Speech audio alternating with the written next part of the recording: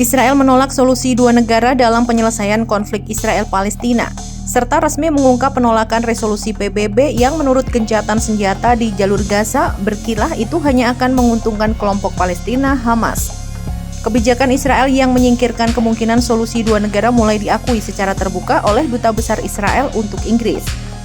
Dubes Israel untuk Inggris, Tzipi Hotovely, menyatakan sudah saatnya dunia menyadari bahwa paradigma Oslo gagal pada 7 Oktober dan perlu membangun yang baru. Terkait resolusi Majelis Umum PBB yang menuntut gencatan senjata kemanusiaan di Gaza, juru bicara Perdana Menteri Israel Benjamin Netanyahu, Ophir Gendelman, dalam konferensi pers melalui platform Zoom pada hari Rabu, mengatakan gencatan senjata hanya bisa tercapai setelah Hamas dikalahkan. Pernyataan ini disampaikan sebagai respons terhadap resolusi PBB yang menyerukan gencatan senjata pada hari Selasa. Pada hari Selasa, Majelis Umum PBB mengesahkan resolusi yang menyerukan jeda kemanusiaan segera di jalur Gaza. Tuntutan ini muncul setelah jeda kemanusiaan 7 hari di mana Israel dan faksi Palestina bertukar tahanan.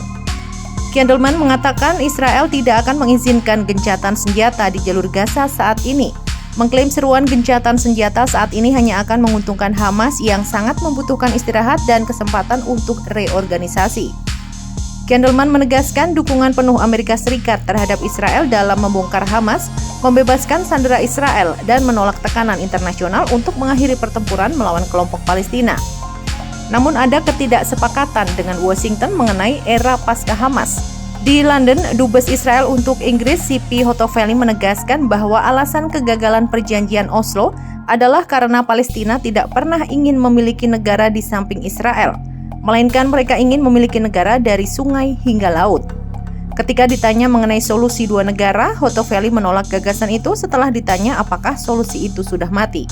Sementara ketika ditanya mengenai pandangan Presiden Amerika Serikat Joe Biden bahwa Israel kehilangan dukungan karena pemboman sembrono di Gaza, ia mengatakan orang Amerika berperang melawan ISIS di Mosul atau Irak. Jauh lebih banyak orang yang tewas proporsional di Mosul daripada orang di Gaza.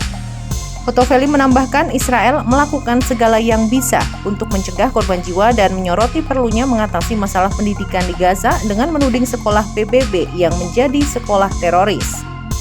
Dalam wawancara dengan Sky News bulan Oktober, Hotovely tidak mengakui adanya krisis kemanusiaan di Gaza, dengan mengatakan bahwa Israel tidak membom warga sipil di Gaza.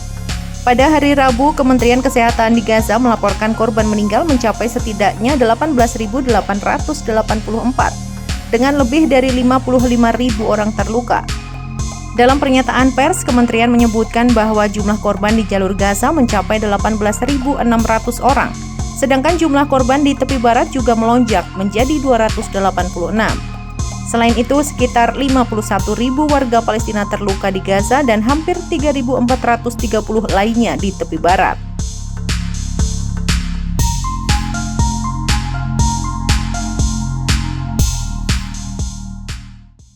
Download Tribun X sekarang, menghadirkan lokal menjadi Indonesia.